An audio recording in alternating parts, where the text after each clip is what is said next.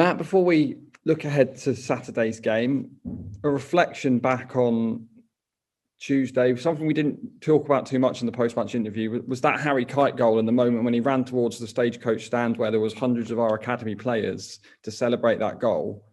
That's Exeter City in a nutshell, isn't it? It is. And if we need a blueprint of what we want our team to look like on the pitch, that was Tuesday night in terms of the way we played, and seven academy players in the starting lineup as well. And then to see the stands full of our academy players and families and support networks, and to see the atmosphere the way it was, that's what we have to aim for. Probably my most pleasing home display as manager at the football club, simply because of the connection everyone felt.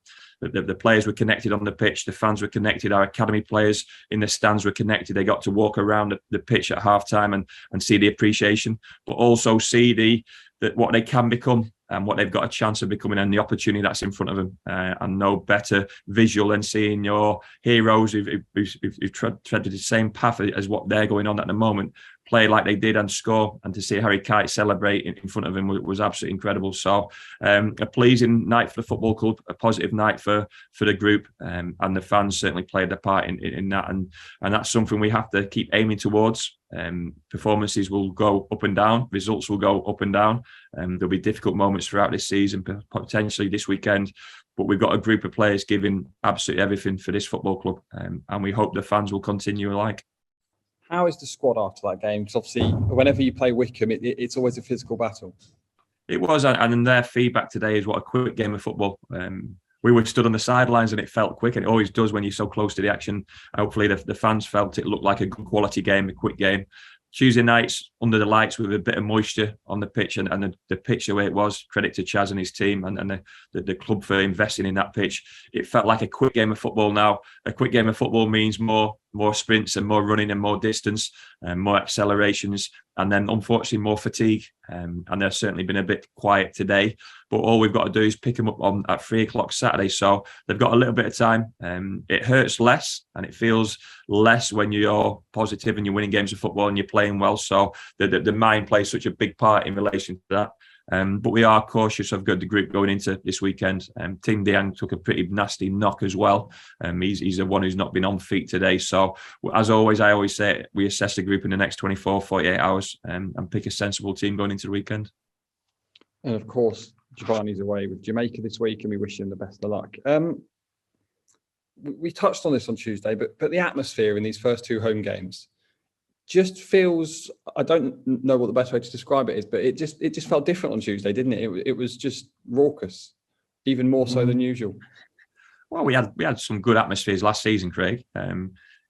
You always bounce off each other. The players bounce off the energy in the stands and that atmosphere created. I asked the players in my pre-match talk to find an atmosphere inside each and every one of them, and then to connect that on the pitch. And I'm sure the fans then fed off that as well. So, we have to use each other and use each other and depend on each other as well. But in terms of the noise at times, it was incredible. My wife and my mother-in-law were there.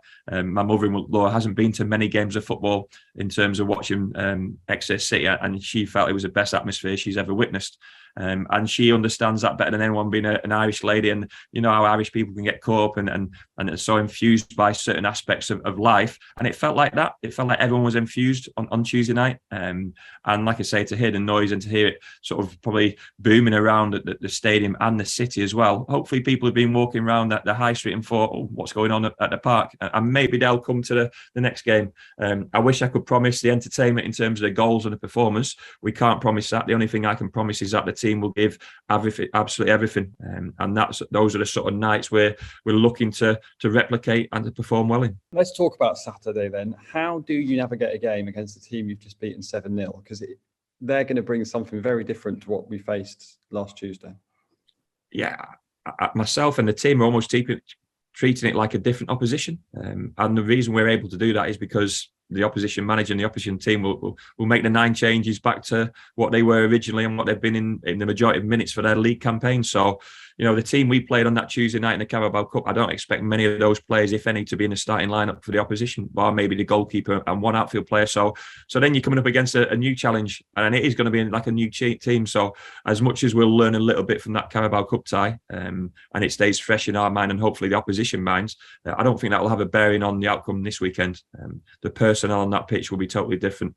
The principles won't have changed too much for ourselves in terms of the way we play against that opposition, and we hope to have a repeat type performance, a repeat type scoreline, and possibly win at the end of the day, but almost like a new opposition who we've not played so far this season. That sounds stupid to say because we played them 2 weeks ago, but if you're going to make that amount of changes, the bearing that has on the team can't be underestimated. And I'm guessing the message is still the same, no matter the opponent. Yeah, we have to try and have our identity in our home games. Certainly when we play at home, we want to play forward and run forward and get the ball in dangerous areas of the pitch and ask questions of the opposition centre-half and goalkeeper. The first 2 games of the season, home games of the season, we've certainly done that, and we've felt positive about where we've been on that in terms of field position, and that's given us an element of control in the game as well. Now, the goals have been a bonus to boot, but we want to play like that in our home games.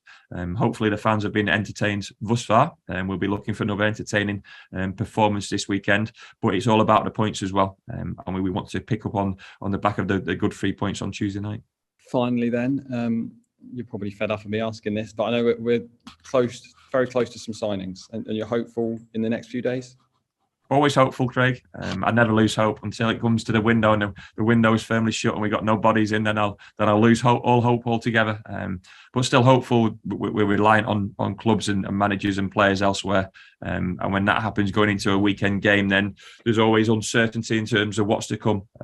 We can put our best offers in front of these clubs and in front of these players, but it's going to be their decision ultimately. And one thing is important to mention, that if we don't have anyone before this weekend, then the majority of players we get in on loan at this level now will have played in the Carabao fixtures as well, so they won't be available for that Gillingham Cup tie.